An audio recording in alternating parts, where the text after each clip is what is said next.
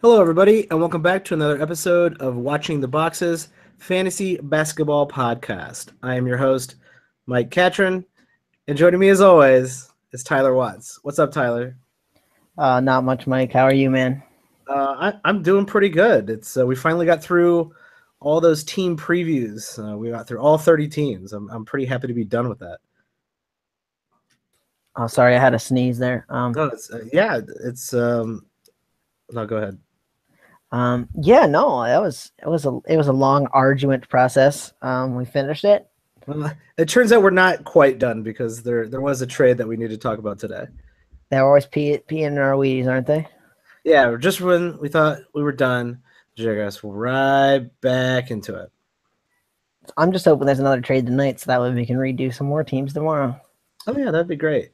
But no, if all listeners, if you haven't gone back and listened to our team previews, we did all 30 teams and a special episode with Mark Roberts about his projections and why he projected the things that way. And you can find those projections over on #basketball.com. And honestly, that Mark Roberts podcast is really, really good. It's definitely beneficial if you want to understand why the projections look that way on #basketball and how Mark does it. It's a pretty in-depth process. And I mean, I feel like it just helps you understand like where the basis of everything he's projecting is coming from and how it's not based on some sort of whim. Some people like to project things that maybe happen, but maybe not. I mean, like we talked about this, for example, in the podcast. Like a lot of people are projecting Rodney Hood to like all of a sudden jump up his scoring just because Utah doesn't necessarily have that go-to guy, and Mark gives his reason why he really didn't see that happening. It's based in reality that's happened and some reality going forward as far as like leaps that these players can make, but he doesn't like to project anything that seems unreasonable to happen. Yeah, it's a good methodology and a good baseline to start with, and then you can put your own biases on it, and that's perfectly fine because it's just a baseline to kind of go off of. So yeah, go back and listen to that one. It's a good one. But tonight we got news already. We already have news. It's media day for the NBA, and once again, it never ends. And let's just hit the big one. You know what I find to be a weird thing before you start? Oh, what? Is when those guys sit at the microphone in front of like God knows how many reporters wearing their jersey, yet they haven't played. It's a little strange. You saw Kyrie doing that earlier today. I saw LeBron. I saw Porzingis. Like all these guys just in their jersey with their new little logo patch on the sleeve, on the shoulder there. Just like, I'm like, bro, you didn't play, man. Why you got your jersey on? Yeah, it's kind of strange. But you know they want to take the pictures and get all the new media out there, and you know these papers and Twitter and everybody. We need content. We're dying for NBA content, and you know we got more content. We're dying for NBA content to talk about. I feel like though, like, do I need to see LeBron in his Cavs jersey? Like, I know what team he plays for. I'm not the smartest guy in the world, but the new Cavs jersey. You don't want to see the new Cavs jersey? what's new about it other than Nike makes it? It's the I don't know. It's same a different one. color and the same font as all the other ones. It's not. It's That got great. a logo. Woo! Mm-hmm. Great. They put a different shade on it, and the font looks like everybody else's. Cool. But no, we have some huge news in the world of fantasy, and actually, there's some good things and bad things that came out of this trade. The big trade, if you haven't been paying attention today, Carmelo Anthony finally leaves the Knicks for Enes Kanter and one of the greatest villains of all time, Doug the Thug McDermott. Going to New York, about to take the Big Apple by storm, old Doug the Thug. So watch out, Big Apple. I bet he plays for him, which is Well, someone's got to. it's damning on both ends, I suppose. Yeah, let's start with what happened in OKC. So they lose Enes Kanter and Oh no, say your patented phrase. Don't call him OKC like normal people. Call him what you always call him. the jewel of the Midwest. No, the OK City, which I don't know what that is. Okay. You don't know what OK City is? No, it just doesn't sound right. Well, it's just okay, and that's as far as it can go. All right, I suppose. OK City is got Melo just sitting. I mean, just coming in, making that team even way more crazy and interesting. And I'm kind of excited about watching that team in the NBA. But what does that do to the value of players like Westbrook and Paul George? Well, it didn't really affect Westbrook's value for that much for me. If you are projecting what I was already projecting, which is kind of a more Westbrook that we saw with Kevin Durant than what we saw last year or the year that Kevin Durant was injured for most of the year. I think we see Westbrook more at like 23 to 25 points, like 7 to 8 rebounds, probably somewhere around 8 assists, probably somewhere around 2 steals. The percentages are always questionable with Westbrook. The two guys could help his field goal percentage a little bit, but he also loves to chuck, which doesn't help his field goal percentage. Westbrook's not going to become a completely different player. No, and that's what I mean. But I mean, I just think that you got to look more at 15, 16 numbers than anything he did last year, especially with 2 guys in tow now. So yeah, we're going to talk about Westbrook tonight. We're going to play. Well, Tyler wants to call it "Who Do You Draft" with Russell Westbrook, and I guess that's pretty straightforward title. So we're going to go with it until I find a long-winded, better title that takes way too long. So you can say your 30 words and get it over with. Yeah, no, I got a better title in me somewhere. It's just, well, it's coming. It hasn't come out yet. But we're going to talk about Westbrook, and he's basically being pegged as a top 3, top 4 player currently. Does that change with the addition of Carmelo Anthony? No, I don't think so. I mean, I've been saying that I think that whole top 8 is real close to begin with. So, I mean, but does it move him to that bottom of that top 8 instead of being kind of a top half of that top 8? Is he now a bottom half? I mean, you heard me read the numbers. They seem just as good as a lot of other guys' numbers. And we'll talk about this when we get to who to draft with him. Obviously, you're not getting the blocks that you could get from somebody like Giannis or Karl Towns or Anthony Davis or Kevin Durant. Sure. So if you think that's a really scarce category, then sure. I mean, you can pick those guys ahead of him, but I have no problem picking him even at number 1. I'm not going to personally, but if you think he's going to be the best player in fantasy this year, I have no problem with that. Yeah, so not a huge significant change for Russell Westbrook. He's going to still run this team. Paul George, on the other hand, he was going to be the secondary guy on this team, and he still, I think, is going to be the secondary guy on this team. But that role, I think, got a little diminished. Not to the extent where I'm suddenly dropping him 3 rounds. I think we both kind of talked about Paul George being a mid to late second round player. If he drops to the top of your 3rd round, you have to take him still. Yeah, I mean, I don't really see a ton different here. I think the points maybe go down to a little closer to 20 than the 23 he's averaged the last 2 years. Still really good. But, I mean, we talk about this all the time. How many guys out there are scoring 20 points a game? There's not that many at all. And I think the consensus is going to be publicly that, all 3 of those guys, their stock might go down a little bit. So you might be able to get Russell Westbrook at the pick 6 or Paul George at pick 24. I think it's going to be good for you drafting both of those guys, and I would take them in those spots. Yeah, no doubt. The question, I guess, becomes like how far can he fall? I mean, if other guys are letting him fall into the 3rd round, then maybe you don't take him in your end of the 2nd round pick, and you pick him at the beginning of your 3rd round, and you might be able to get a little bit clever with it if you're seeing Paul George fall in mock drafts. And I think I did a ton of mock drafts today to prepare for the Russell Westbrook discussion, and Paul George is starting to slide down a little bit. But a player that's starting to that's going to get a lot of hype from this is Mr. Carmelo Anthony. Carmelo's going to get a ton of hype from this trade, from moving to OK City. People think they're going to get Hoodie Melo or Team USA Melo or Denver Melo or Syracuse Melo. And I think a lot of people are forgetting is that you're going to get 33-year-old Melo. That's exactly what you're going to get. Yeah, I mean, what is 33-year-old Melo, I guess, is the question, right?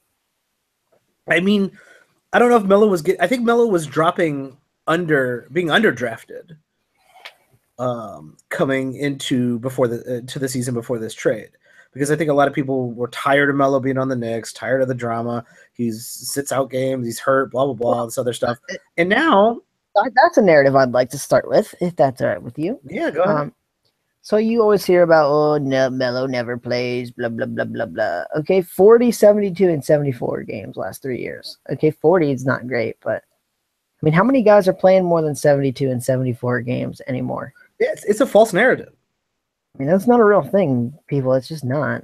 I mean, No, not at all. Melo plays. Melo plays big minutes still. Melo played 35 minutes a game 2 years prior to last year and 34 last year. So, I mean, it's still big minutes. Do you think Melo is going to be better simply because he's on a team with talent and he's on a team where he's motivated to play? Do I think he's going to be better? Oh, that's better for fantasy or better just better in fantasy for this season than he would have been when you looked at him when you reviewed him for the Knicks a long time ago in our team previews? Not really. I mean, I think we know what we're buying at this point. He's not going to shoot a great field goal percentage, but he's going to get somewhere around 20 points. I mean, that might drop a little bit below if he really is the third option here. But, I mean, I just feel like Melo's going to be open for some threes now that he wouldn't have been open for in New York. And that's where the narrative's coming from, right? Look at Team USA Melo. When he's on a team full of superstars, which he's on a team with 2 superstars, he's wide open. He jacks threes. I mean, is Melo going to hit close to 3 threes a game this year? I think it's kind of possible.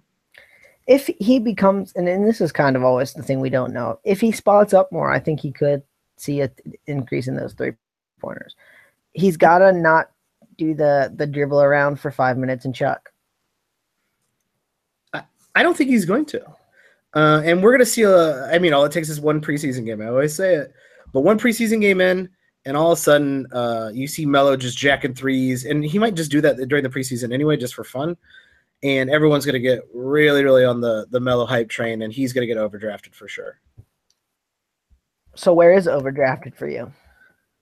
For me, I'm looking at Melo. He was outside of my top 50. I think this trade could move him closer to 50. That's about it. I'm not going any higher than that. That's interesting. I don't think we see like primetime Melo. I think though that he's somewhere right around that top 50 for me. Even with this trade, I would probably say I wouldn't pick him quite in the top 50, but for anywhere after 50, I'm all right taking Melo. In Mark Roberts' projections at 70 games, he's ranked 63rd, averaging 20 points, basically 19.9 points, 6 rebounds, 3 assists, 0.8 steals, 0.4 blocks, 1.7 threes. I think that the steals and the blocks are hurting Melo in the sense that I don't think it's going to be – it might be a half a block, and I don't think he even gets to 1 steal, so that's not the best. But I think I like Melo in that range just for a guy who can score a lot of points when not many other guys can score the points. Yeah, and that's his production is huge there. Let me throw some names at you. Who would you rather? Who would you rather draft in a vacuum, head-to-head? Melo or Danilo Gallinari? Definitely Melo, because I feel better about Melo staying healthy than I do Gallinari. Gallinari always seems to get some sort of strange injury. Smello Melo or DeMar DeRozan? I'm going DeRozan there. I like that. Melo or Devin Booker? Oh, now that gets interesting. I think I'd rather have Devin Booker. I think that they're similar value at what I have pegged now, but I think Devin Booker we could see a step forward from, whereas I don't think we're going to see a step forward for Melo. I think if I look at it both ways, you make a good point where Devin Booker could take a leap, a mini leap, and he could have the ball in his hands a little bit more. Melo's just going to shoot. He's not going to really pass the ball, I assume. if you went Melo here, I wouldn't be upset about it. I think they're going to be pretty similar players, with Devin Booker giving you more assists and Melo giving you more rebounds. So it depends on what you want at that stage, but I feel like those guys are fairly interchangeable this year now. I have to move up Melo up in my rankings because of this trade. I can see that. I can see that. Does Andre Roberson's value? We kind of had him at the end of the draft kind of guy. Is he now not standard league relevant? I mean, I think he starts at the 2 and then still sees big minutes. I don't think we were counting on him to score a ton of points anyway, so I don't really know what changed for him. Yeah, his usage was never his strong suit. He was there for the counting stats. So I kind of agree that Andre Roberson's in the same spot. The one guy I think this helps a ton is Steven Adams. Steven Adams is now the starting center. He's not going to be sharing minutes with Enes Kanter. And I'm kind of liking Steven Adams moving up a round or two. He's a 1-and-1 type of guy. Yeah. It'll be interesting to see if he can even get a few more blocks when he's asked to do a little bit less offensively, which, I mean, you got to remember that Paul George, Russell Westbrook, and Melo last year were all like heavy ISO players. And so maybe Steven Adams switches his focus a little bit and is asked to do a little bit less on offense and a little bit more on defense, and he can even get that block number up a little bit. So that'll be an interesting thing to kind of look at. Yeah, I'm excited. I think Melo probably plays the 4 even though he doesn't like it, or really they just kind of run some weird sets where Roberson and Melo kind of both play the 4. Melo said he was into playing the 4 today, which I was a little bit surprised all of a sudden, Melo's real into playing the 4. Paul George probably going to be into playing the 4 here pretty soon too. All of a sudden, they didn't want to play the 4 a couple of years ago. Well, and here's the thing too. Like, aren't 4s a lot of times just the same guy they used to guard? Pretty much. I mean, the league is headed that way. You know what I mean? Like, if you're playing Utah, I can see Melo not wanting to guard Derek Favors. But if you're playing the normal team, I mean, like, LeBron's going to play at some 4. Well, he guarded LeBron every year. So what difference does that make? It's a really ancient way of looking at basketball now because it's positionless basketball. Who are the guys on the court? All right, well, someone's got to guard Paul Millsap. Sorry, it's got to be one of you. You guys can take turns or whatever. Well, and I think you see so much switching now anyways that, like, even if Melo is the, quote, 4, you see him guarding a bunch of different guys on the court. Yeah, there's good. I predict a lot of switches to Melo. I predict a lot of teams trying to switch to Melo is what I predict. I'm hoping Melo looks like he's in a little bit better shape this year when I actually see him on the court. He looked a little out of it. A little suspect. Just a little not what I wanted to see last year. It didn't really hurt his numbers. So, I mean, I guess that was good, but it's like, I'm hoping this kind of reinvigorates Melo and he seems to care a little bit more. Even if that doesn't have a huge effect on the numbers, I think that's just something you always like to see. Yeah, I think he's going to be a little bit more open. I think he is going to care a little bit more, and that is enough for me to bump him up maybe a half a round to a round, depending on if I need scoring. So let's go to the other team in this trade. The trash dumpster tire fire that is the New York Knicks. At least got rid of Carmelo Anthony, but not for any great assets. But this does usher in the Kristaps Porzingis era, and I, for one, am ready. My body is ready for Kristaps Porzingis. Yeah, would you pick Porzingis in a Roto league? That's my first question. In a Roto league? Yeah. Where would I pick? Probably somewhere in the second round. So you're not scared off by volume field goal shooting with a very bad percentage?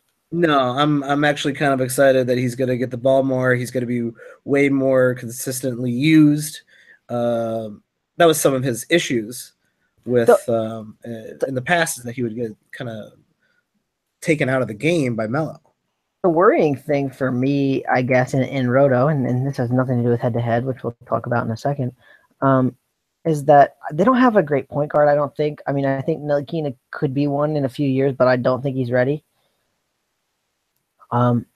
So we're talking Jarrett Jack and Ramon Sessions and Ron Baker. I mean, they're not gonna, and Tim Hardaway will probably have some ball handling duties. Like, I don't know that he's gonna get set up in the best possible spots he could be, and I think he might be forced to put the ball in his hands and create his own shot a lot. And I think we could see kind of a bad field goal percentage on him on kind of a lot of attempts. Which his field goal percentage is definitely going to drop. Oh yeah, and it was already 45, which is not great for a big man. So if we're talking now that he takes 20 shots a game instead of 15, and in those 20 shots he shoots like 42%, I mean, that's starting to look pretty ugly for your field goal percentage in a Roto League. Yeah, I'm not thinking it's going to drop that drastically. It could, obviously, but it just depends on what kind of lineup they put around Kristaps. And the lineup I'm starting to think now that they might want to put around him is they might want to team him up with Enes Kanter. And that makes, if Enes Kanter is going to play 30-plus minutes a game, he becomes a fantasy stud. Oh, you've been drinking the Kool-Aid again, my friend. I haven't been drinking any Kool-Aid. I'm saying if Enes Kanter plays 30 minutes a game, he is a fantasy stud. Okay, I'll play along for a minute just to try to prove a point. Okay, how many years has Enes Kanter played in the NBA? Oh, that's actually a fairly good question. I'm gonna go with like 5.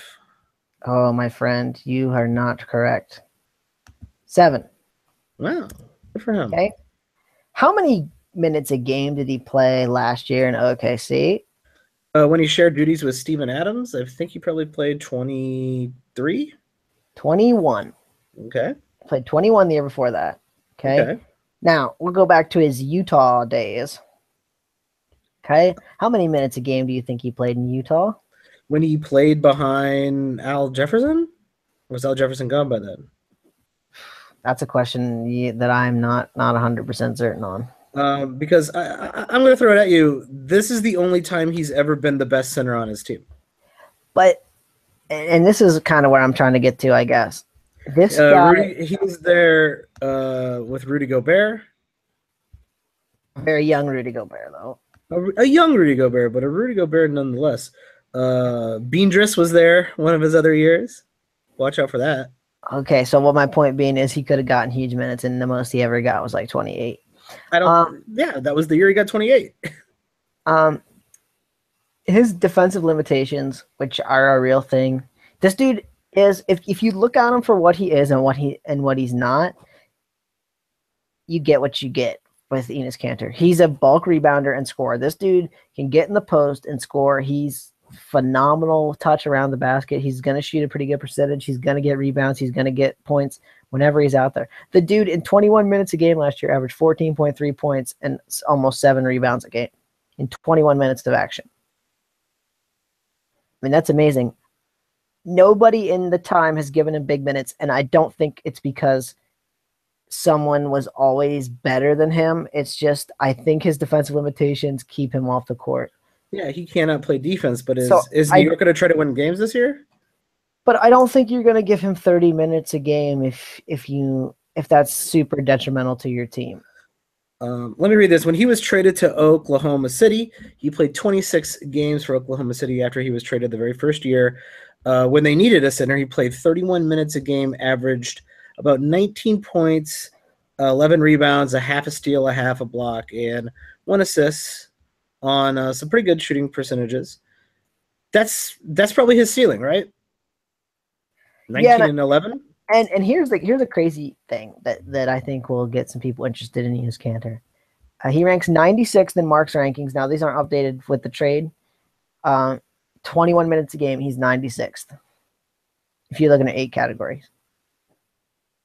So you got to figure he plays more than that. I'm pegging it at like 28 right now. I'm thinking if you're in a head-to-head league, you're now very, very interested in Enes Kanter. But you got to know what you're buying. And then the good percentages, the points, and the rebounds. That's all you're going to get. He's not going to get you threes. He's not going to get you steals. He's not going to get you blocks. He's just not. They still have a glut at center, though, in New York. So this doesn't change a lot.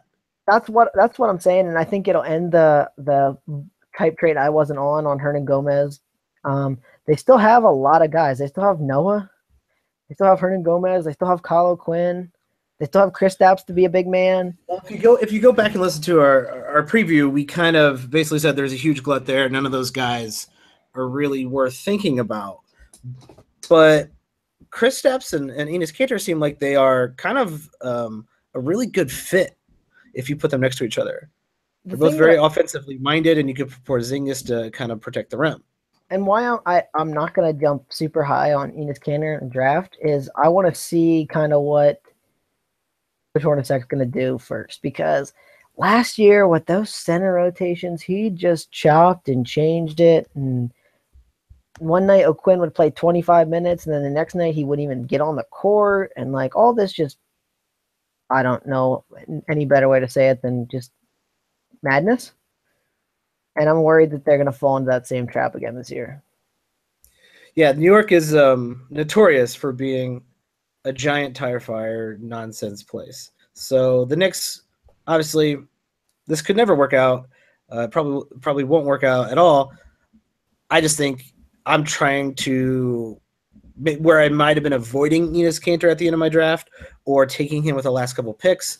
I'm now interested in moving him into somewhere in the last 4 rounds. Does it move Tim Hardaway Jr. or Michael Beasley into a role that interests you in a standard league? Got to figure someone's got to take Melo's 35 minutes a game. Someone's got to take his shots. Someone's got to take the rest of it.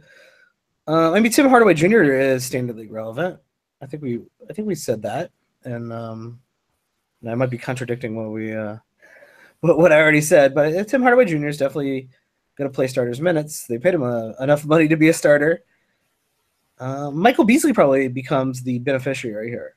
It's a weird roster to look at it now. I mean, they don't really have a ton of wings. I mean, I could see him playing a lot of Tim Hardaway and Courtney Lee together on the wings, and it's not an inspiring combo, but it is a combo. I mean, Michael Beasley, it's always dangerous to predict Michael Beasley because he's kind of the same as Enes Kanter to get minutes. Like he's been what he's been for a while, and he still never gets huge minutes. So, but when he does get minutes, he scores in bulk, and doesn't do a ton. Nothing else, like almost nothing else. Yeah. But it just a little bit here, a little bit there, and a handful of rebounds. So he's not the worst. He's a standard league player if he's playing 32 minutes a game. And that's why, I mean, this is kind of a rotation now. It got on my rotations to follow list during the preseason, which like the first games are on either Saturday or Sunday, which I mean, it's coming up fast. They're just interesting to see in the sense that I am not sure what to project right now. And here's another thing that could happen too. I don't know how healthy Jared Jack is, but we could see some like Ntilikina and Ronnie Baker lineups in the backcourt and like some just real garbage. I'm excited. I'm excited for some garbage time over there. Some garbage play in New York. So I'm gonna go to the Knicks Bulls game to see just how bad NBA basketball could be. Oh man, 2 worst teams in the league. At the end, no, by record, the Pacers are still around. I know. I actually like the Pacers a little bit better than both those teams. I'm not gonna lie. Jesus. Yeah, maybe they are. It could be. It's pretty close. It's a nice race to the bottom. I'll tell you that. And always a race to the bottom in LeBron's East every single year. Speaking of the Bulls, 2 newsworthy notes coming out of Chicago. No, they did not trade Zach LaVine back for Jimmy Butler. That'd be nice. Niko Mirotic re-signed 2-year contract. I think it was about $21 million. Don't quote me 26. On that. 26. Get paid, Nico. I like that. It's good to hear. Officially on the Bulls. Officially going to play. Officially on the Bulls for pretty much the whole season. No trade clause in that first year. Yeah, I was kind of shocked by that because it seems like a really stupid idea. Because why would Nico have any ability to demand a trade clause? Especially when you're trying to tank, and if he plays really well this year, you would want to trade him. It's really dumb. It's really dumb. Here's why. You got to give the player some incentive to sign the deal. He could have just played the $4.2 million and gone out and gotten whatever contract he wanted and gotten away from you. You got to give him a reason to sign. So you have to give him A, some extra money, and B, something that makes him want to sign. And I know trade clause is one of those things that's easy to say. Here, you can have And this. it's only for 1 year. If he plays really well, then he becomes an asset in the offseason, and he can be moved. And I'm sure Nico would probably want that on this once he plays on this trash team. But Nico Mirotic is now the best player on this team because Dwayne Wade has been let go. He's been waived from the Bulls. He was bought out. I believe we bought him out. He took $8 million less than his contract, which is really not that much. Therefore, Gar Forman and John Paxson ended up paying Dwayne Wade $39 million for one okay season in Chicago. We talked about this though. They're way down there in salary. Even with Wade's $15 million, they're at like $57 million plus the new contract from Mirotic. So they had no real incentive to keep him around because they want to try to play the young guys, and that's understandable. They don't think they're going to win. He wants to play for a contender, and they had no reason to keep him. I mean, at some point, I think they probably would have paid him the whole $23 million and just let him go away in the sense that they don't really, other than the actual $8 million saved, they really didn't have any reason to keep him around and give him minutes. Yeah, the Bulls want to scrape the bottom, and they're definitely going to scrape the bottom. But as we've said in our team preview, this means there's a lot of minutes to go around to a bunch of players that like people probably have never even heard of. Chris Dunn, point guard of the future, obviously is going to play 30-some minutes a game. He is borderline standard league relevant, though his steals might be pretty high. But who's playing the two? Is it Justin until Zach LaVine comes back? Is it Justin Holiday? Is it Denzel Valentine? We kind of thought Dwayne Wade would stick around until January and then get bought out, but Dwayne Wade's gone, and there's plenty of minutes there. Yeah, Jerian Grant might even play some too. Oh God, it's not a ton of inspiring options. No, it really isn't. I'm kind of zeroing in if I'm zeroing in on anyone for fantasy and on Denzel Valentine. He's gonna get maybe minutes, 100%. It's a last round. The last round flyer at this point because we haven't seen anything that he can technically do. The college transitions were great in the sense that he did kind of a little bit of everything in college. And I mean, with your last round pick, you want a lottery ticket, right? Especially in a standard league, right? You just want a lotto ticket that, oh God, maybe this guy can jump into the top 75 or the top 50. I'm not saying Denzel Valentine can do that, but he's a better lottery ticket than someone that's not like Courtney Lee. Yeah, I think if you're in a 14-team league, he should be drafted. If you're in a 12-team league, he might be the last pick in the draft because he's going to play. I mean, he's going to start out by playing 30 minutes. Here's the thing. I don't know if he's going to end the season playing 30 minutes because he's got a lot of lapses in his defense. Sometimes he looks lost on offense. Like I said, the best player on this team is Nico Mirotic, who's healthy anyway. And I'm on board. I've always been on board the Nico Mirotic train. I'm on board now. He's going to play 30-plus minutes. He's going to be a fantasy stud. And Mirotic is still young. I kind of worry about this for Robin Lopez. Even though there's no one really behind him that is an inspiring option, I worry that some nights they're just going to be like, all right, Robin, here's 20 minutes, but the rest of the time you're going to sit the bench and we're going to try to play some of these young guys together and chop and change, especially when Zach LaVine comes back. Yeah, I think you're going to see Lauri Markkanen at 5. And Robin Lopez is not going to play a full 30-some minutes a game, which let me go check for last year. I think he played about 29, 30. I think that's accurate, but I want to make sure I'm being honest to the fans. 28 minutes a game. 28 minutes a game, he was okay. And in Mark's rankings, 27 minutes a game, and he's still 117th ranked. So I'm not saying don't pick him in a standard league. I'm just saying proceed with a little bit of caution in the sense that I think that they don't really have any reason to want to give him minutes. Yeah, be aware. Another signing that we had out there was Nerlens Noel in Dallas. So he is officially on that team. We did talk about Nerlens in the team previews, but we're out of Dallas. Yeah. Did you hear today's news on that? No. I mean, I did. He will be coming off the bench, apparently, because we are going to play Dirk as the starting 5 now. How long is that going to last? Come on. Is that the worst thing in the world for a guy who's had some knee issues in the past. Also, you've said it before, and I agree. So what if you come off the bench? Who's ending games? Right, and that's what I mean. So I think that this is good for us in the sense that I think this drives the value down even more of Nerlens Noel. Mm-hmm. And that's what I like to see because I don't want anyone else wanting the guys I want to pick. Yeah, I think you could probably, wherever you think you were going to take Nerlens Noel, you could probably take him a couple rounds later if you're playing with the sharps. And I did a lot of mock drafts today on Yahoo, and there is just, and I know who knows what type of people I'm playing, doing mock drafts with.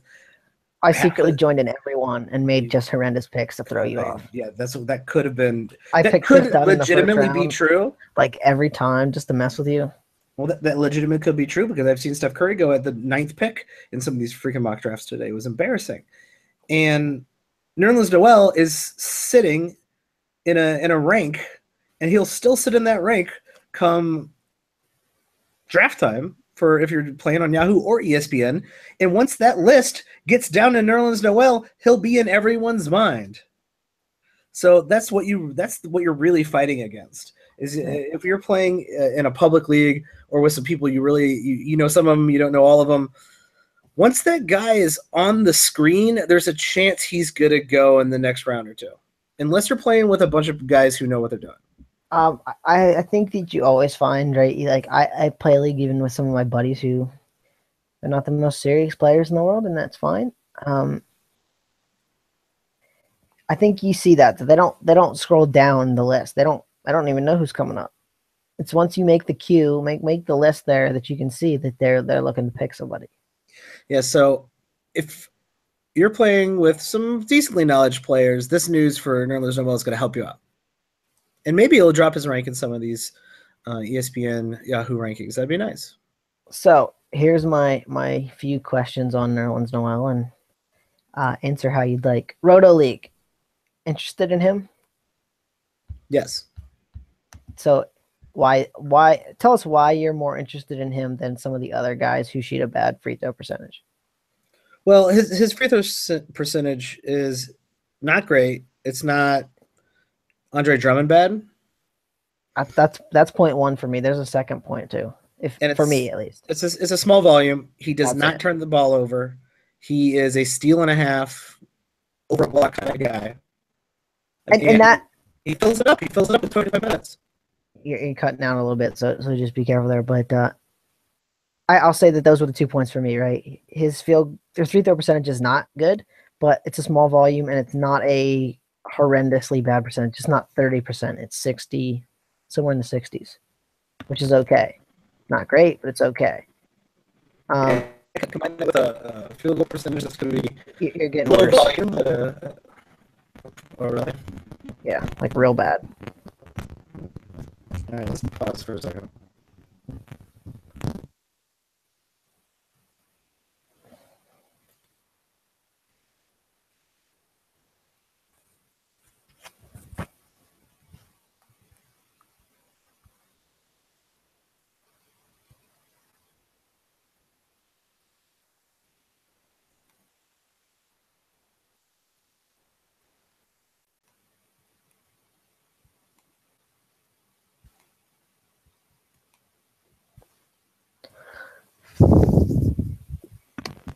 Is that better? Worse. I can tell you're talking, but I can't really even understand what you're saying. Oh, I can hear you fine. That's weird. You got all that like weird scratchy stuff like in the background. Like even when you're not talking. Unplug your mic and plug it back in.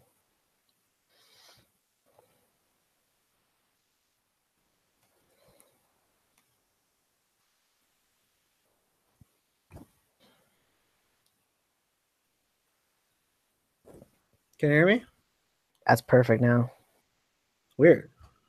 I don't know what caused it, but like I wasn't gonna say anything, but then I'm like, wait, that's horrendous. Like it was like all that weird scratchy stuff in the background that made it bad. Like your voice kind of sounded like a robot, but like all that weird scratch, and I was like, oh god, because you're just gonna have to edit it anyways. Yeah, I'll just edit it, and if it sounds bad, I'll cut some stuff. Whatever.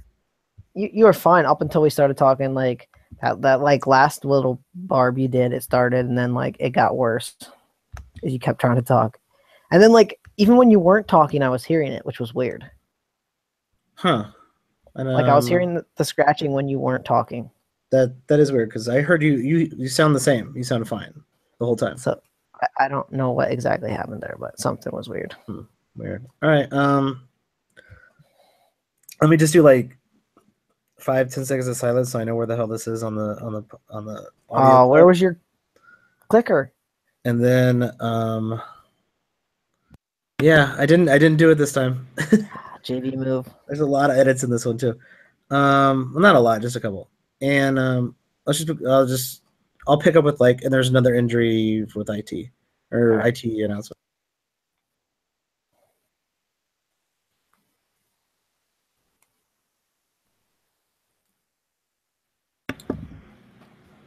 So, in other news around the league, since it is media day, we found out that Isaiah Thomas is looking to come back sometime around January. And this isn't really far off from what we were saying in our team preview, but this is kind of official news. IT's not coming back till January. Expect, basically half the season to not count for Isaiah Thomas. And we had already bumped him down, I think, a round or so, kind of near the middle of the third round ish kind of area. Are you dropping him down even further, or do you think we kind of accurately described where he should be? I mean, here's where things get a little weird, right? He's expected to play by January. So I'm not sure what that means in the sense that, I mean, if you're playing in November, that's by January. If you're playing in December 31st, that's by January. So that's kind of a wide range there to start with. If you play January 30th, it's by January. Yeah. So, I mean, when is he actually coming back? I'm not a doctor. The thing that worries me, and maybe it shouldn't worry me, is he didn't have any surgery or anything. He just decided to rest and rehab this hip. And I think we see sometimes that works and sometimes that doesn't. So I'm a little bit concerned about that. I'd like to hear your take if you're any more concerned than you were before. I think I'm the same amount concerned. I'll share a philosophy with you once you say your bit about this here. If you got anything else to say, yeah. I mean, I still think he has to be drafted in any league at some point. So it's kind of the Joel Embiid thing, and that might be a good over under. Who's going to play more games, Joel Embiid or Isaiah Thomas? Who do you got? 36 games the Cavs play by January 2nd. So, I mean, just some quick and dirty math there. I'd definitely rather have Joel Embiid just because I think that the per game will be better. And that's kind of where it's at. So, Joel Embiid, we talked about him falling into like the third, maybe beginning of the fourth round now, simply because he might be playing like 35 some games. But it's 35 games of Joel Embiid way better than 40 some games of 42 games of Isaiah Thomas. Yeah, like way better. If they're playing close to the same amount of games, I'd much rather draft Joel Embiid. Here's the other thing I'll say about it too, right? Anyone who comes back midseason, you got to ramp up. So you're going to get some less than stellar games. And then once they kind of get back, they usually get back. This team wants to win a championship, so they're going to be less inclined to run him out there when they don't think he's fully healthy. So that could be more games missed. Because when do they really want Isaiah Thomas? They want him in the playoffs. They don't care about some November game against the Bucks. No, they'll lose if they have to. They don't care about that. I also have this philosophy, especially in shallow leagues. I don't like to draft someone who's already injured. Really at almost any price. And here's kind of where the philosophy goes. Someone's always willing to take a shot on an injured guy, in my experience. Someone's always willing to go, oh, Isaiah Thomas was a top 20 player last year. It's pick 45. It's pick 50. I'll take Isaiah Thomas. And number one, you never know when someone's going to come back. They can say whatever they want, but that doesn't mean anything.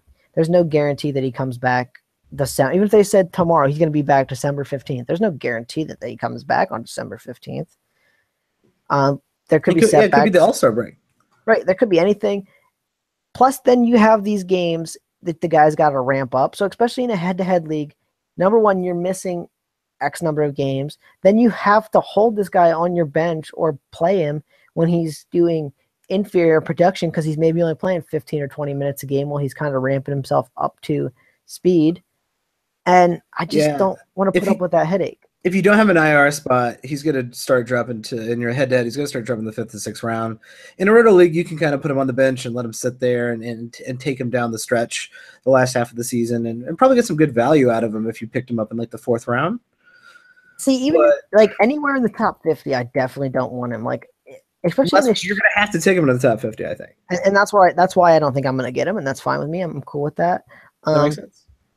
Just because I want a top 50 player in the top 50. I don't want a guy I got to wait till God knows when, February, January, March, who knows?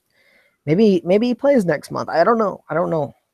But I don't really want to wait and find out. I think that's fair. So is there any other news you wanted to cover? I think there was one of your favorite players that you're talking about in Denver. He's kind of upset about being in Denver. I'll get to this one first. Alan Williams had a surgery, so I don't know if you guys heard, but he hurt his meniscus in his right knee. He had the big one, the big surgery that takes a long time. He's supposed to be out 6 months. So, I mean, that kind of leaves that center spot open for Tyson Chandler and Alex Len and maybe some Dragan Bender or Marquise Chris. Yeah, but when we talked about them in the preview, we kind of said none of those guys excite me. Actually, Alan Williams probably was the most interesting fantasy-wise, but none of those guys excite me too much because they're just going to share minutes. And they're still just going to share minutes. Just like one less guy. And I guess my point being is the thing that I want to say about it is don't draft Alan Williams in pretty much any league. Because even when he comes back, he's maybe going to play like 20 minutes a game, and that's 6 months from now, which is a long time off. So yeah, I guess just pay attention to see if, maybe they got really bored and play Alex Len 30 minutes. My guess is Dragan Bender's going to get more minutes, but who knows? And he's I said this to someone just the other day. He's trending on my Mario Hezonja line. That's a bad line. In the sense that you can see like all these kind of skills and athleticism and things that he has, but like he gets on the court and he just looks horrendous. And so this is a big year for Bender for me. If Bender doesn't show much this year, I'm worried that he goes the Mario Hezonja path and not the I'm going to be a superstar or I'm going to be a serviceable rotation player path. Well, I'm already out on Dragan Bender, so you can stay on that island as long as you want. I'm not saying I'm in on him. I'm saying he's got to show me something this year for me pretty much ever to be interested, or he's going to the Mario Hezonja. I don't know you anymore. The island of lost Mario Hezonjas. Yeah. What a sad island. Speaking of that island, there's a player in Denver that might be headed to that island sooner than later. Yeah. So the guy here is Kenneth Faried, and he's not happy coming off the bench in Denver this season. Wait, hold on. Kenneth Faried is not happy coming off the bench? Has someone told 3 years ago Kenneth Faried this? Because this is not new news. Well, and here's the crazy part about this, right? Is like Kenneth Faried didn't start last year. Okay, yeah, I get that, but I'm a starter, right? He loves to say this phrase, I'm a starter. Like, who cares if you're starting or not? I mean, we talk about this all the time. Like, if you're playing in the stretch, that's all that matters. You're not a starter. So will this man be happy if I throw him out there for 30 seconds and then you started, bro? Take him off and then just never play him again the rest of the night? You started. That's all you wanted. Because if I'm Denver, I might do that. Well, I know one team that he would start on that has a lot of cap space. That just came into a lot of cap space, and if the Denver Nuggets want to give Chicago Bulls to get Kenneth Faried off their back and give them some assets, maybe Steven Willie Barton can come over and just light it up for the Bulls. We need a 2-guard. Ooh, I don't really mind that idea. The power forward position is the one spot though you guys got some players. Like, I don't know why you'd want Kenneth Faried. Because who cares? If we can get an asset or a draft pick out of it, okay, great. And when Kenneth Faried is in Kenneth Faried mode, he is fun to watch, right? Because he just goes real hard and tries to get rebounds and dunk the ball. The NBA has left Kenneth Faried behind, like it has many other players like Roy Hibbert and Al Jefferson. Those guys who can't shoot from more than a foot away from the basket just are not players anymore. It left him behind a long time ago. Let's also leave Kenneth Faried behind in the Denver Nuggets for now, because we got a very important segment that we will be doing for the consensus top 8. If you are new to fantasy basketball, I'm sorry, but this is a great. Sorry, I'm happy to have you. I'm sorry. I'm sorry that you're new to fantasy basketball. I'm sorry someone didn't tell you before this. I'm just happy to have you on the team, man. I'm happy you're here. I'm happy you're listening to the podcast. And over the next couple weeks, we're going to be doing some strategy podcasts. We're going to be doing some kind of player ranking tier kind of podcast where we tier our players and say kind of where we actually like to take them, because this first tier is the strongest first tier we've had in years. There is pretty much a consensus top 8 amongst fantasy analysts, and we also pretty much agree with that. That top 8 seems to be fairly interchangeable, so we're calling that the kind of the tier 1 players. And we're going to take all 8 of those players and do a little mock draft. The segment is apparently called "Who Are You Going to Draft with Russell Westbrook?" And so, well, it's not always with Russell Westbrook. It's just who are you going to draft with somebody. And tonight is Russell Westbrook, who a lot of people have ranked number 1 overall. I don't have him ranked number 1 overall. I'm going with Kevin Durant in all types of leagues, but I get why people have Westbrook ranked number 1. Yeah, and I think the trade, like you said earlier, is going to knock him down a little bit. I personally, I said this, and the trade really didn't affect me any. It actually maybe I pushed him below Karl Anthony Towns. That's kind of a toss-up for me. Still think I'm trending for Westbrook, though. I have him 4th. I want the guys who have done it, been the number 1 player, over the guys who haven't. So I think I got Russell Westbrook 4th behind Durant, Harden, and Steph Curry. Yeah, I think that's pretty fair. I think that's pretty fair. That's a pretty good ranking. Depending on my rankings kind of change between head to head and Roto. And, in Roto, he might be 8th for me, just in the sense that he's got those crazy high turnovers. So I'm okay with that. You can come back from that. You're gonna get a lot of turnovers if you're competing in Roto. You got to be aware of them, and they are pretty bad. But for a guy who's going to get close to a triple-double, it's kind of worth it. But is he going to trend close to that triple-double this year? That's the question. I think he's still going to be, a 20, 28, 27, somewhere in the high 20s. Oh. He's going to be somewhere in the high 20s. He's Russell Westbrook. He's going to get his. I ain't worried about that. Oh, really? He's going to defer to Carmelo Anthony? Come on. I just think he's closer to 25 than he is 28. High 20s. He's probably going to get close to 10 assists a game. And maybe, those 3 or 4 rebounds he was chasing after, he chases after like 3 less. I think that's it. I think the rebounds probably go to like 7. Yeah.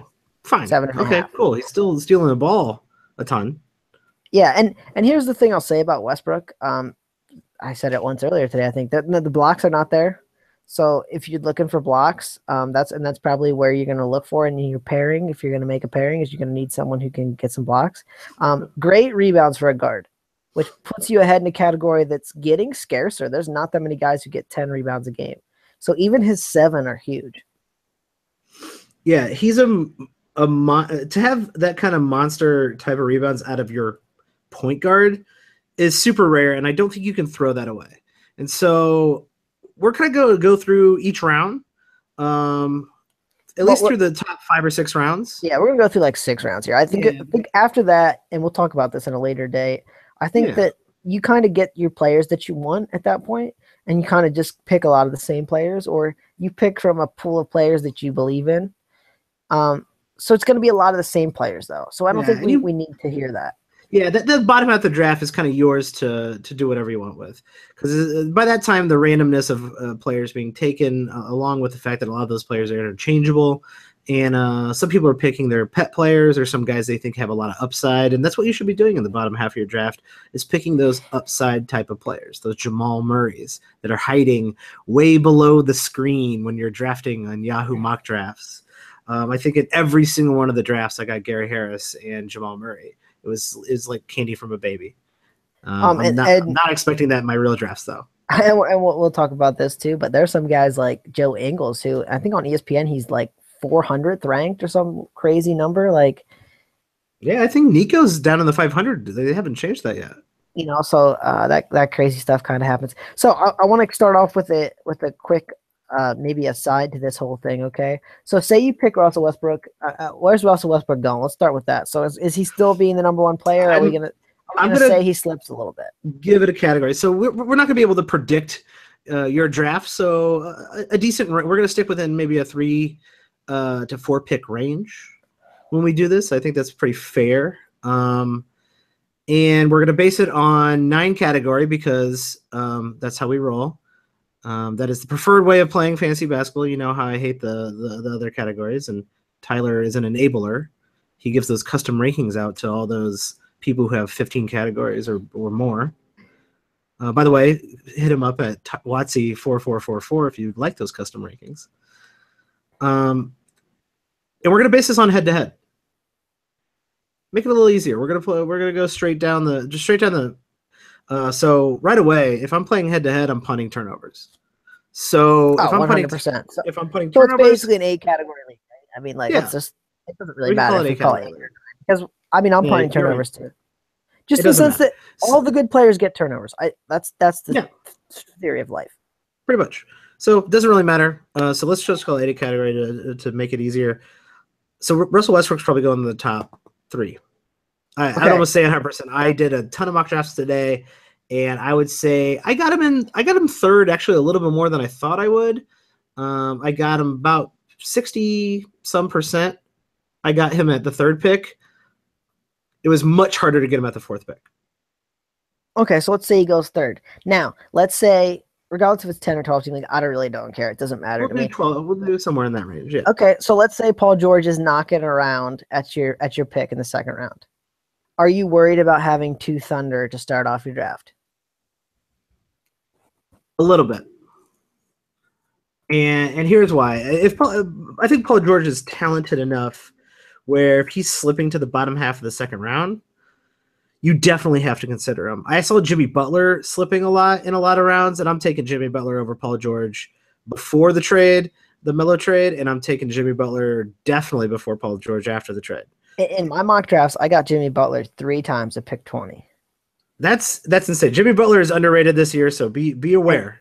And I've been saying that I have Jimmy Butler in my top. I mean, right up there by my top 10. He's in my 2nd tier, 100%. He's right there with Cousins and John Wall in that 2nd tier. So I mean, if I can get that pairing, I'm loving that pairing. We're definitely light on blocks though if we go for that pairing. Well, this is what I found out doing all these mock drafts. Right, is picking at the top half of the draft kind of sucks.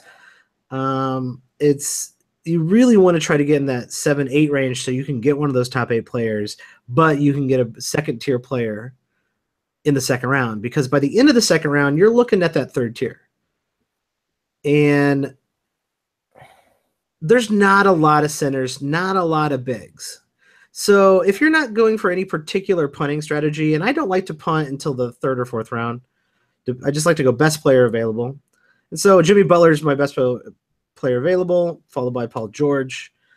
But if you can get someone like Draymond Green, Kristaps Porzingis, I think you have maybe a small big is what you want to do here, unless you want to completely punt blocks and then just go with your favorite highest ranked player in the 2nd round. There's one thing that worries me a little bit about picking Draymond Green in the 2nd round and not in the 3rd round is that he's only gonna give you about 12 points a game. True. Which is below what you need, and I say this all the time, right? Those 20-point scorers dry up quick. So getting a 12-point scorer in that 2nd round can be very detrimental to your points category. Yeah, it does mean you have to go right away back to someone who scores a ton. and there's not a lot of guys hanging around in the third round that are monster scorers. You could technically you could just say, you know what, if you're going to draft Draymond, you're not out on blocks. So I was actually experimenting a little bit with being out, just punting blocks and field goal percentage. And so when I got someone like Jimmy Butler or Paul George, or I would even try to get Kyle Lowry in that spot. What would be your favorite way to play Russell Westbrook after all your mock drafts?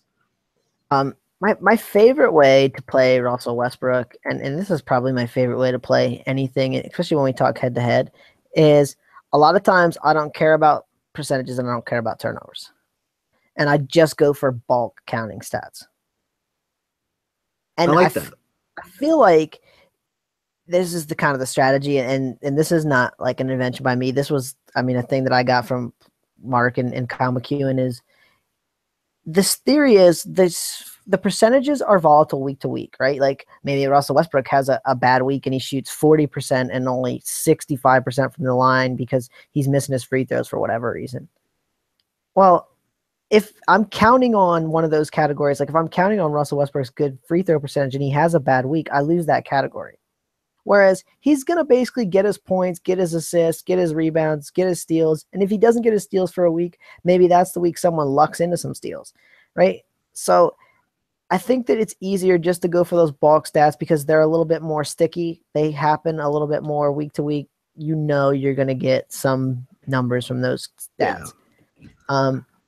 So I'm a big fan of doing that. So if I got Russell Westbrook and Jimmy Butler, I'm definitely know I'm going to need some blocks at some point if I'm going with that strategy. Yeah. See, I think if I end up Jimmy or Paul George dropping to me, I'm going to pump blocks. I'm out. Just, yeah, let's put another category. Just pump blocks. You still got good, really, really good free throw. Your field goal isn't going to be good. So you can put field goal, turnovers, blocks. Fine. And see, but I don't think this is a great strategy because the more I did it, the more I had to reach down with my next pick to get a big. Well, and okay, so let's talk about who's available, right? Okay, yeah, let's get a consensus on what we want to do in the second round. If we get one of those guys, so now we're looking top of the third round. Okay, so who's available? Let's talk about this. Who's available? Top of the third round. Top of the third round because you're going to go right back in. You're going to get another pick, right? Right, almost right away. I would say in my mock drafts, the type of bigs. So you have to go big because by the time you get down to the end of the fourth round, fifth round, where you're going to pick back-to-back picks, there are no more good big men around.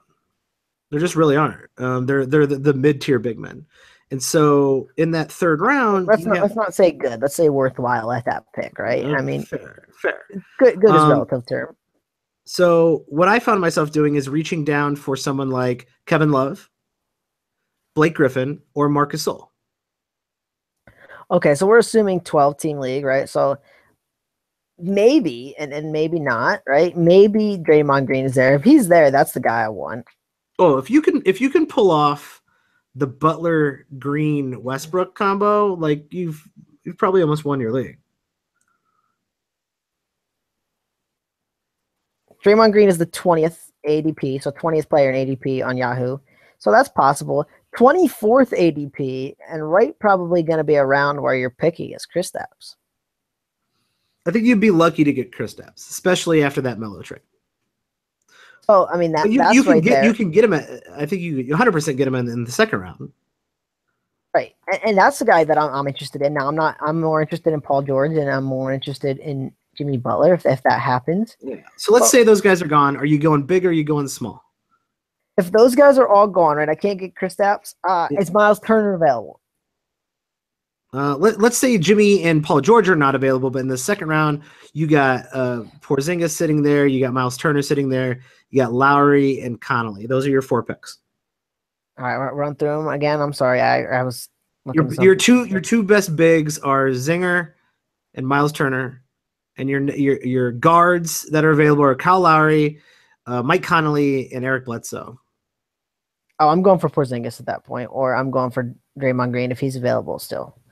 I like Draymond. So I like Porzingis. You're gonna match a big with Westbrook. I think that's a good strategy. I like that.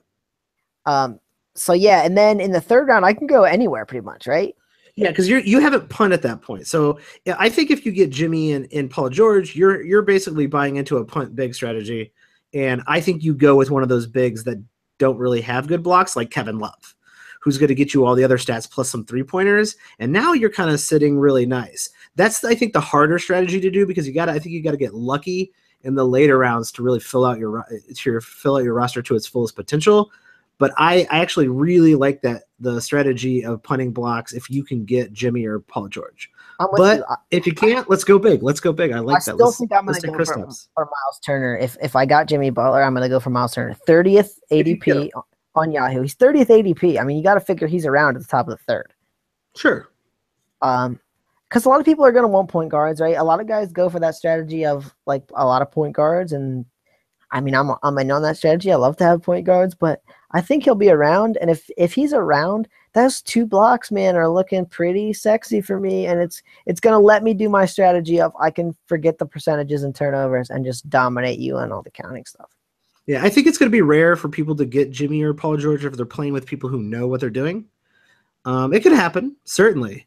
And good on you if it does. But let's say you're in a 12-team league and you went Turner on your second pick. Who are you taking in your third pick? You're turning right around. Are you going back with a guard or are you going with another big? Now, see, here's where things get a little bit wild for me. And here's where I might go off the beaten path just a hair bit. I am not in love with the Kemba Walker and Kyle Lowry's of the world. I mean, I like those guys, but I think that there's some value point guards I'd rather have a little bit later on. So I'm probably, if I have Miles Turner as my second pick and we're talking about guys like those guys are available or like Gordon Hayward or Klay Thompson, I might be looking at those 2 guys over some of those point guards. And what those guys are going to offer me is some bulk 3-pointers, which I love. I mean, especially Klay Thompson. I'm a fan of picking Klay Thompson. He's going to give you big points. He's going to give you half a block. He's going to give you enough 3-pointers that you're going to feel pretty good about that category regardless of what happens, right? We talk about how it's getting harder and harder to find 3-pointers because there's so many 3-pointers, right? That like a 3-pointer a game isn't anything anymore. But 3 to 3.5 3-pointers a game, that's a big advantage. And you also have to start thinking about position scarcity in the third round. There's not a ton of shooting guards that are going to be around for you at the bottom of the fourth and the beginning of the fifth. There's one that I'm particularly interested in, certainly, but and his name is Gary Harris. But often Gary Harris does slip especially in the Yahoo drafts, but not if you're drafting against people you know. So you're thinking if you end up getting a big in the second round with Westbrook, your team's looking it's Westbrook, Miles Turner, and you're going to go shooting guard. I'm thinking that's where I'm trending, just because I'm not super into those point guards. I mean, they're good. Kyle Lowry, especially in head-to-head, has a tendency to kind of peter out down the stretch, which that's where I want him. If it's Roto, I'm a little more into Kyle Lowry. Kemba Walker is shot all right the last year or so, but I'm a little scared off by that percentage, and I said maybe I'm not caring too much about the percentages, but he's also a not huge assist guy for a point guard. Yeah. So I think I might go Klay Thompson or Gordon Hayward in that third round. Would you consider CJ McCollum? I would consider CJ McCollum. You just happen to like Klay and Gordon a little bit better? I just think CJ McCollum goes a little bit ahead of those guys in the drafts I'm doing. I mean, CJ McCollum's going in the second round for you? I did a draft just this afternoon where CJ McCollum went at pick 24. Really? So yeah, so I think people are on CJ McCollum apparently. I think someone was a little higher on it than me. Now maybe that was a kind of a one-off, and that was kind of skewing my bias today. But that was just a mock draft I did this afternoon. So, well, I shouldn't say this afternoon. It was this evening at like 8 o'clock. But who's counting? Yeah, I ended up getting in one of mine. I went really small, and I went Kyle Lowry because someone took Kristaps, but I probably could have took Turner with my third pick with Westbrook. But so yeah, I think you're trying to round out your guards. You're trying to get some threes to kind of mix a shooting guard in there, position scarcity, and this is why I don't like picking at the beginning of the first round. If you have a choice where you can choose, you're in a weird spot. Yeah, right? You're in where like you feel like you may be reaching on some guys. Like I don't love to pick Clay that high, but like I feel like I may be reaching for him a little bit, but at the same time I'm all right with it. Yeah, because if you're at the beginning of the second, if you reach for someone a little bit down, it's no big deal because they're kind of in the same tier, right? But at the end of the third, you're kind of reaching down into to guys who might be taken in the fourth round because you're not going to pick until basically like the 46, 52 range. And I'm liking a ton of guys for their value in the 30, kind of 30 to 40 range. There's a lot of guys that I kind of like there. And so let's kind of go with let's get a consensus on this. We're building a team here. Westbrook and Miles Turner. We're going with a big if you can't get one of those Jimmy Butler, Paul George guys. We'll go Miles Turner, and then we'll come back with Klay Thompson. How about that? I like Klay too. All right. Bulk threes. So now your team is looking pretty solid. You got Westbrook with aggressive rebounds. You have Miles Turner who's coming in there providing you with big man stats and scoring. And now you're getting even more scoring. So you're like pretty set in scoring. You got good threes. But that's where I want to be, and that's important, right? I want to be feel pretty set in scoring after 3 picks because look at what's left in scoring right now. Yeah. Maybe DeMar DeRozan falls to the 4th. Maybe you got like a Carmelo type. But after that, man, that scoring, there's not many 20-point-a-game guys. So and you're going to Andrew Wiggins, maybe, you know what I mean? Like maybe. So you're going to start seeing a lot of guys come off the board here. You got a long time until you pick, and then we're going to pick up right at the end of the 4th round into the beginning of the 5th round. Your next 2 picks. There's a lot of guys off the board at this point, and in my probably one of my best drafts. I don't know what people were up to in this draft. I ended up getting Chris. Kool-Aid again? Huh? They were drinking that Kool-Aid again. I keep telling you about that Kool-Aid. What are you talking about? You said you know what they're up to. I said they were drinking that Kool-Aid. Oh, that crazy Kool-Aid. They were drinking Kool-Aid with cyanide in it is what they were doing. Because I ended up getting Chris Middleton in the 4th round in one of my drafts. If you pull Chris Middleton at the end of the 4th round, my friend, you've done it. Congratulations. I was listening to the man from Locked On Bucks, which is a great podcast if you're a Milwaukee Bucks fan. I forget his name at the moment, so you'll have to excuse me for that. But he was saying that he could see Middleton going closer to 20 points a game this year. And I thought that was a huge advance for him and probably not something I'm predicting. I'm probably predicting more like 17, 18. But Middleton is just a great kind of across-the-board contributor and something that you got to love to have. Yeah, I love Middleton. I think Middleton at the bottom of the 4th round is a no-brainer. That's kind of why I like being on the turn of the 3rd, 4th round instead of the 4th, 5th round, is because with one of those 3rd or 4th rounds, I'm getting Chris Middleton.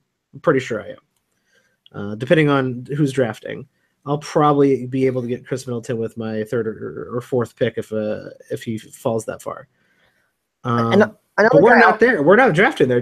I don't think feasibly I can allow us to say we're building a team around Chris Middleton because I just don't think he's going to fall to the bottom of the 4th round for a lot of people. The guy I'm probably getting and looking at, and it's someone I'm a little bit higher on than I think some people, and that's Ricky Rubio. That's probably the guy I'm heading for. I think you'll be surprised. Ricky Rubio, I don't think ever made it to the bottom of the 4th round in any of the drafts I did. Oh man, I wish Yahoo would put the numbers on this. People are on Ricky Rubio. They just really are. Here you go. So in Yahoo's ADP, he has a 47.1 average draft position, and he is the 50, 49, 48, 47th ranked player in their ADP. Okay. So there is a decent chance you could end up snagging him here. And I really like your pick. And this is why. You're set in scoring. You have Clay, you got Westbrook, and Miles Turner is no slouch. 17 some points a game, possibly. Right, and could take a step forward too, right? Could tread closer to 20. I mean, he's going to be the #1 guy on that team. You got to think. If you're playing with some some of the sharps, guys like Chris Middleton. I don't think Ricky Rubio gets to you down at the bottom of that. But out there, we're gonna base it on what's going on Yahoo right now and some of the mock drafts we've done. If you got a choice between Chris Middleton and Ricky Rubio at what pick 40, what 6? Who are you taking? Because of my team, I think I might go Rubio, just in the sense that I got a Middleton type and Klay Thompson, and the 8 assists I'm going to get from Rubio aren't coming back. There's nobody else, unless I'm going to go for Rondo, which we talked about Rondo in the Pelicans. We're not going for Rondo. I don't want Rondo. So the great assists and steals right now, I think I'll bank on that. And I also think Rubio can score a little bit more this year. Just that team's just going to need someone to get some points. And I don't think he's going to be a huge scorer, but I think he's going to take a little step forward there where he gets like 12, 13 points a game at least. Okay. I like where your head's at. I like Rubio. I'm all for that pick. Let's for some of these later picks, let's give a worst case scenario pick. So this is probably the best case scenario is that Ricky Rubio has fallen to the bottom of the 4th round. He's sitting there waiting for you, and you can snatch him up. That's really nice. But let's say you're playing with a bunch of people who know what they're doing. What's your kind of your worst case scenario? Someone who's definitely going to be around at this pick. I'll throw out a couple guys here that I think will probably be around. Nick Batum. I think he's always kind of criminally underrated. Not a big scorer, but good rebounds, good assists, a steal, half a block, some 3-pointers. I mean, that's the only categories I'm really looking at. So I like Nick Batum. Schroeder's got a real low ADP on Yahoo. That's a guy I'd be interested in at that pick. Yeah, I think solidifying your guards here is probably a point guard, not just guards, but a point guard who gets assists. And here's the thing I'll say about Batum, right? Batum is giving you basically point guard assists. I mean, he gives you as many assists as a guy like Kemba Walker. Yeah, Batum is not a sexy. I would say a sexy pick here. And he's probably a good guy that I may be looking at in the 5th round. Which makes me know he's going to be available in the 4th round for sure. So that's what I mean. So you're saying worst case scenario? I'm definitely looking at him as a worst case scenario pick. And like my 4th round is like I'm looking around and I'm seeing kind of a tire fire of nobody I really love. I'm probably looking at Nick Batum. I think that's fair. I think if you see someone like Dennis Schroeder out there and you want another guard, I like that idea as well. If Paul Millsap fell down here, which apparently he did in the draft that I happen to be looking at, I'd be interested in Paul Millsap. He fits a lot of the things we're trying to do here. He's kind of a 9 cat across the board type of guy at the bottom of the 4th round. Yeah, I like him as well. If he falls to you. Let's go optimistic on this one. Ricky Rubio fell to us. That's great. So we got Westbrook. We got Miles Turner at center. We followed that up with Klay Thompson to hit a ton of threes and score and do the counting stats pretty well. And now we got Rubio. So we're low on big men. We don't have any blocks. Our rebounds are actually fairly good because I think we're good in rebounds. I think we're okay because Westbrook and Rubio.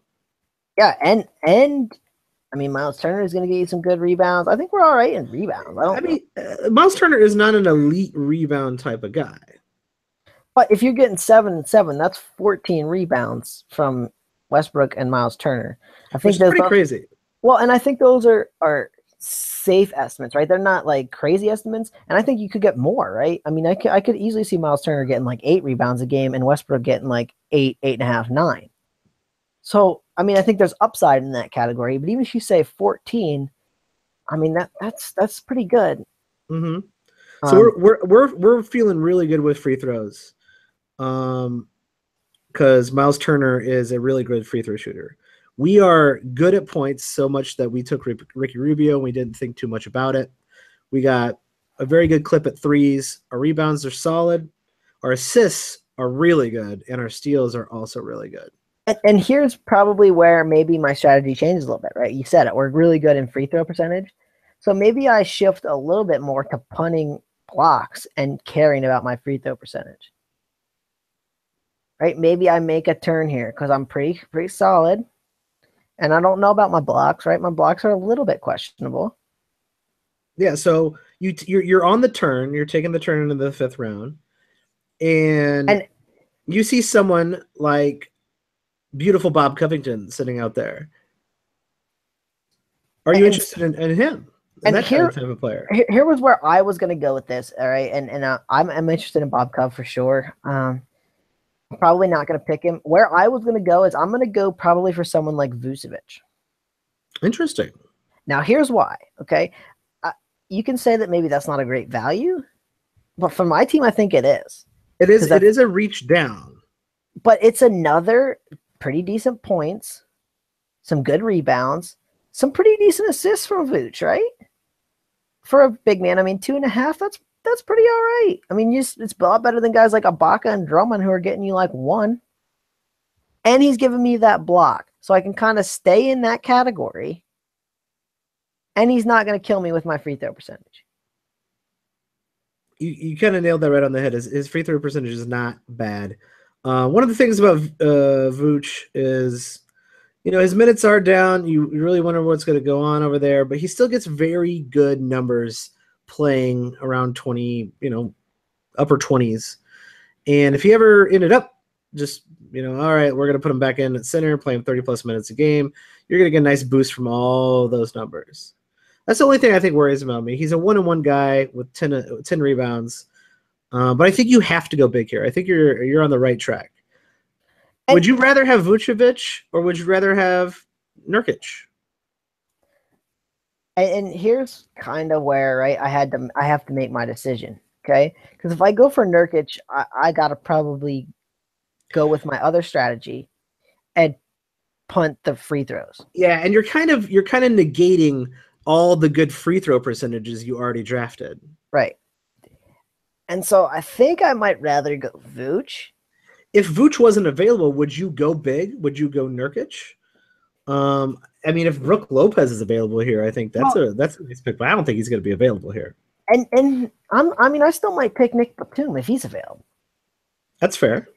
It's like, I'm seeing some decent rebounds, some good assists, a steal, a couple 3-pointers, you know what I mean? Like just some sex categories, good free throw percentage. And there's some big guys left here that I'm still kind of interested in. And you sort of backed your way back into a punting blocks strategy at this point. If I go Batum, yeah. Mm-hmm. Yeah, definitely. If I go Batum, I'm definitely caring about my free throw percentage and now punting blocks. So my 3 categories I'm punting are turnovers, field goal percentage I don't care about, and blocks. I found it a little strange. Otto Porter was falling pretty far into the 5th round. I'm not sure I want to go Otto Porter here, but if he's around in the 5th round, he's more of a 9-cat kind of guy. He's Nick Batum, though. Yeah. You know what I mean? Wouldn't you rather have Nick Batum? Well, but I mean, that's the sense. The point I'm trying to make is he's going to slip because Nick Batum slips because these guys don't score, and guys especially. I don't know how I want to say this. The casual player, right? If you don't score a lot of points or score some decent points, right? That pops out because it's big. They don't understand that there's a huge difference between a half a steal and a steal and a steal and a half because those are small numbers. But they understand that there's a big difference between 12 and 20 points. And so those guys who don't score a ton often slip a little bit because they don't have that big eye-popping, 15 points, 18 points. Oh, yeah, you're 100% right. Those numbers don't look great, but when you start looking at it across the board in a 9-cat or 8-cat is which we're doing, it starts looking way better. You see that steal 6. If we go look at what did Nick Batum do, and I think we're going to have to go with Nick Batum on this pick because I think that's the good pick. Yeah, he's not sexy anywhere, but when you look across the board, you're just like, wow, I'd like to have that on my team. So you definitely reach down. I think a lot of people will find themselves doing this. You go with the best player if you're on a turn, right? You end up going with the best player with your first pick, and then at the bottom of your turn, you end up reaching down, and that's fine. That's how you have to do a snake draft. With Well, and let's say this too.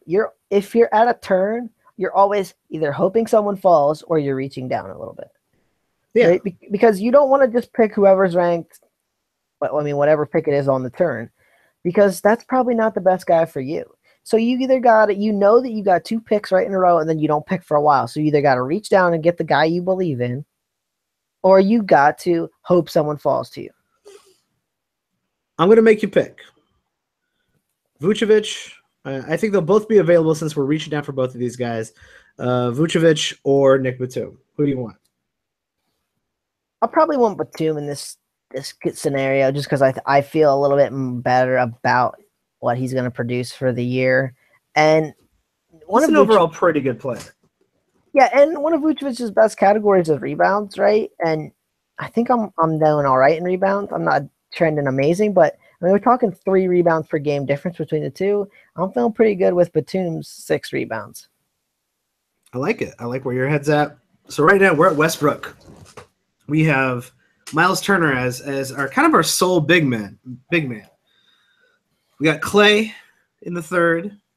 On the turn in the 4th, we took Ricky Rubio because he was around, and that was nice. And now we're set in assists. But then we ended up taking Nick Batum in the 5th. Did I skip a guy? Oh, that's it. That's it. So Nick Batum in the 5th boosts our rebounds and our assists, which is really nice. And now we're down to the bottom of the 6th round, where it's getting a little dredgy down here. All right, so here's I think the way we play this, and this will probably be the last pick we do for Russell Westbrook. Great. I want you to kind of give me what you think is the best available, and then I'll kind of give a little synopsis on why I think each guy might be the pick. All right, best available, 6th round. So it could get crazy at this point, right? We don't really know who's going to be available. So yeah, maybe I think this is pretty hard. I'll go genres, right? So I won't give you the best players available just like in that round. I'm going to say here's the best 2 big men, here's the best 2 wings, here's the best 2 guards. All right. I think that's pretty fair. Clint Capella, he's around. He's still hanging out. And you got Andre Drummond. And I guess I'll throw in LaMarcus Aldridge for good measure because he's fallen in drafts pretty hard. It's fallen on hard times that LaMarcus Aldridge. It's really sad to see. For your wings, it's not looking that great in the wing department. But Gary Harris is still available because you're drafting on Yahoo for some reason. Danilo Gallinari is available. Oof. Aaron Gordon, you could reach down for him if you'd like. And for your guards, your point guards, Elfrid Payton's around. You got somehow D'Angelo Russell fell. I'm not giving you D'Angelo Russell in this round. D'Angelo Russell got taken. Sorry.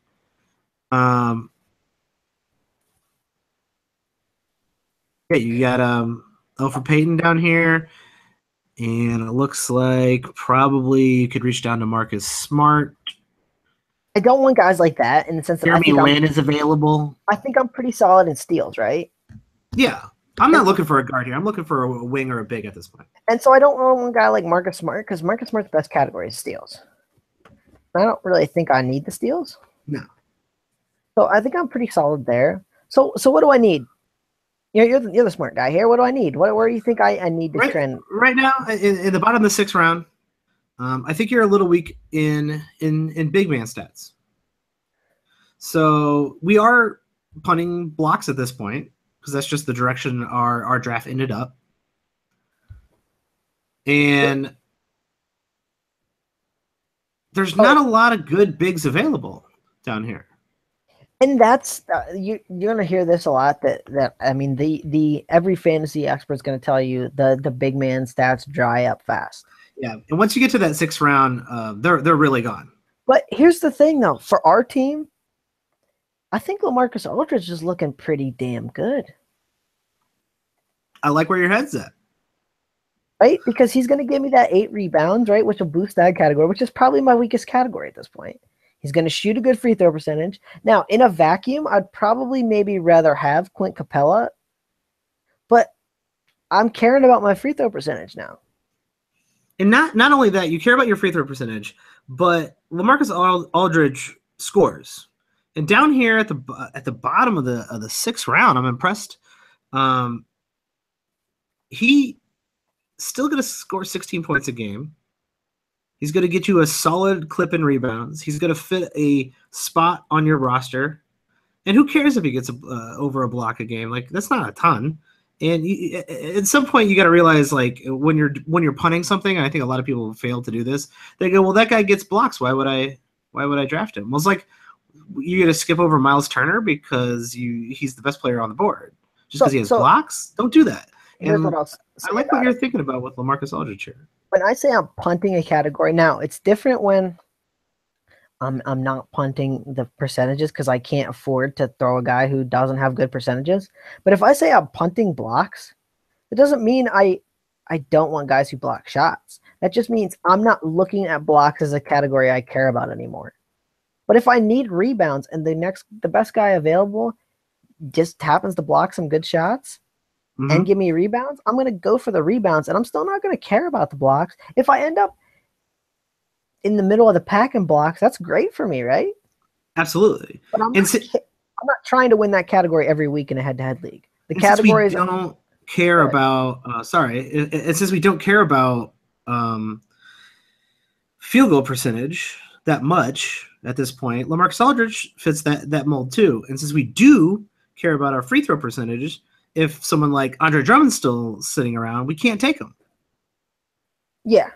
And so that's kind of why I'm trending towards Aldridge. Is he does the things I need him to do, which is shoot a good free throw percentage, and he gives me the category I'm probably most in need of, with a boost in my points that I know I'm not going to be able to probably get after this. I like it, and the things that LaMarcus Aldridge is weak in, assists and steals, we're already set in that.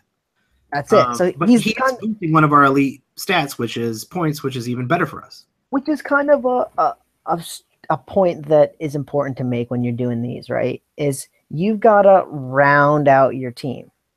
Okay? Definitely. You can't just go all rebounds and nothing else because you'll lose most of the weeks. Well, and here's a reason why Alfred Payton isn't the best pick for us is, okay, his best category is assists. We've got a boatload of assists. Yeah, we are flush in assists. We're trending to be like the best team in the league in assists right now. So why am I don't want to build a ton more on that strength because I want to win some other categories too. If you win a category by 2 assists or 200 assists, you don't get any more points. Yeah. It doesn't matter. If you win the week by 50 assists instead of 5, you don't win any more categories. So when you have someone like Westbrook and Rubio, and you've already put guys next to him like Nick Batum, who gets assists, that's a solid team. I like what we did. So Westbrook, probably one of those top 3 picks. At the turn at the bottom of the second, we went Miles Turner, who fell down to that level, and then we went Klay Thompson, so we could get some hot threes. I like that. At the end of the fourth, we took Ricky Rubio. He fell to us, and now we solidified our guards, and we solidified our assists and steals. And then we took Nick Batum to get a well-rounded forward who also helped us with our steals and assists and gave us some extra rebounds.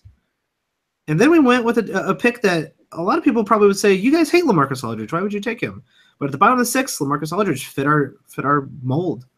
And it worked. This is a well-constructed team, Tyler. And here's the thing, right? I don't hate any player, right? And this is kind of a common misconception is I can rag on LaMarcus Aldridge and say he gets picked too high and he's not the guy that he once was, and he's not, right? He was a second-round pick there for a while. But that doesn't mean that like I'm writing him off my board but when it starts, right? I'm not crossing him off and saying there's no way I'm having LaMarcus Aldridge. If he fits my team, I want him. I 100% agree. There's always a fit to every one of these players. If Joel Embiid was sitting here in the 6th round, we would have took him. Yeah, and that's what I mean. There's everybody's got a price. Oh yeah, that's just true all over the world. That's true for everyone, for all situations. Everybody's No got a doubt, price. no It's a doubt about terrible that. world. It's a terrible world we live in, Tyler. It's a heartless, terrible world. So yeah, that was a good breakdown. We got through the 6 rounds, and we plan on doing this for all of the top 8. So do be prepared to see more of these. If you're looking for a specific guy that you want us to do next, go ahead and tweet at us because we're going to do them in whatever order we feel like. But if there's a demand for Kevin Durant in the And next 24 hours, we will look towards Kevin Durant. and here's the other thing I'll say is I'm pushing towards we're gonna do the top 8, and then we're gonna kind of do one where you're picking on a turn. Yeah, if you're at the Where, bottom of the first round, you even right, get more choices to pick from. right, where we have kind of a ton of options, and we're gonna kind of try to go through each one of those players like kind of real quick and say this is what we need, and we're gonna try to maybe blend that all into one show. I like it. I think everybody will hopefully be prepared for your drafts. They are probably coming up in the next 3 weeks.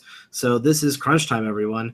I'm excited that we are going to have some special guests on to talk about strategy, head-to-head in Roto, and we're going to talk about our player tiers. So that should hopefully we're going to be hitting you hard this week with a lot of podcasts. So hopefully that will help you prep for your upcoming drafts. If you have And let's say this, we're going to try to start coming to your ears a little more frequently. I think that's kind of the way we're trending right now. And I think that you guys need that. And so that's what we're going to try to provide. This is crunch time.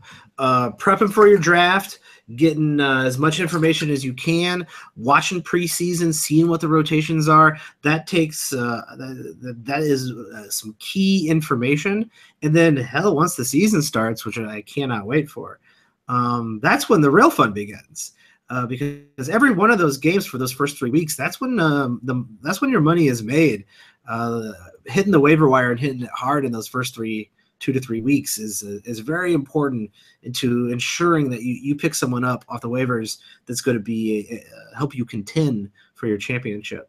So I'm excited. We got a lot of good content. Once the NBA starts, we're gonna have a lot more. Our life is over.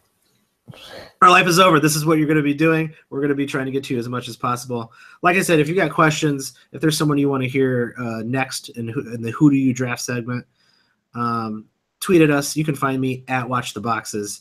But everybody seems to prefer to tweet at Tyler because he just seems like he's nicer on the podcast, and I just hate everyone with their stupid 13-team leagues or their 13 category leagues. I'll probably be nicer on Twitter, but there's no promises. I always feel like on Twitter too, unless like it's like a message where I can say what I want to say, like that 140 characters always limits me. So then I seem like I'm being very short. Like I got so much more I want to say. I'm a very verbose man. Yeah, and I've been hanging around the subreddit, the R Fantasy B-Ball subreddit, answering some draft questions on their daily threads. So maybe I'll find you there. And if not, you can tweet at me at Watch the Boxes, and you can get at Tyler at Watsy4444. You got anything else to plug, Tyler? No, that's it, man. Beautiful. So another podcast down the hole. We'll be continuing with our top 8 and our special guests very soon. So that's about it. Thanks for joining us, everybody. Have a good night.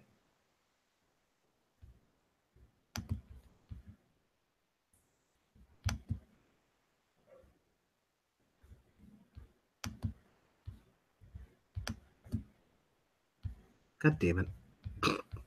You want to pop another intro and a second close and just make that 2? Because that's like 2 hours.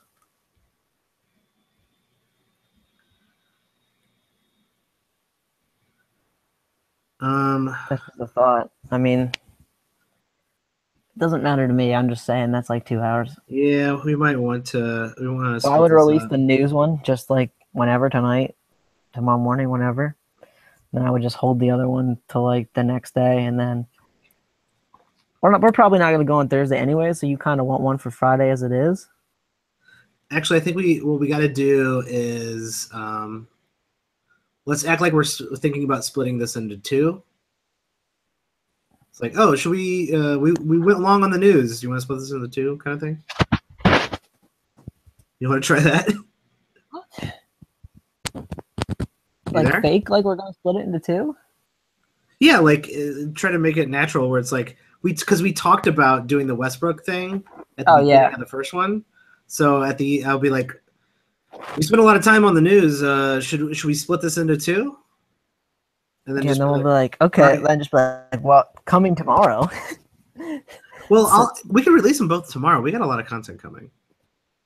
I just feel like that kills it in the sense that like people aren't fucking smart enough to know that there's two. Because like you said, they subscribe, but they don't automatically download. So they just download the first one, figuring those Yeah, idiots didn't do two yesterday. a lot of people are fucking dumb. That's what I mean. You gotta We worry gotta about cut the this. dumb. Now leave this in. Note to self: cut all this. Let's split it into two, and let's just do that. You want to do that little like a spiel about that? Yeah, that's fine. All right, 3, 2, 1. So yeah, that's all the news I think we had for today. We kind of went along on that news. Should we split the who should we draft for Russell Westbrook? Should we split that into another episode? Hey, that's what we call in the business a teaser, right? He teased it, and then he didn't provide it. So that will be coming. You're gonna have to wait. You're gonna have to wait to see who we're drafting with Russell Westbrook. But that is going to be a good episode. We are going to go through the first 6 rounds of a hypothetical Westbrook draft. So if you're thinking about drafting Westbrook, I would suggest listening into that one. And it's going to be great. It's going to be some good content. You're going to know kind of where we're trending with Westbrook, what categories we think we want to concentrate on in a head-to-head league, and I think it'll be some great information for you. Yeah, we're going to be doing that for the whole consensus top 8, like we were saying. So I think that's it for tonight. You can if you have any questions or if there's anything else you guys want to hear on the podcast, we're going to be doing some strategy podcasts with some special guests. So if you have questions or if there's a specific person in the top 8 you want to hear, let us know. You can tweet at me at Watch the Boxes. And Tyler, where can we find you? You can find me at Watsy4444. Cool. You got anything else going on? You got anything else to plug? No, not anything at the moment. Just keep tuning in. Beautiful. All right, everybody. We'll see you next time. Thanks for joining us.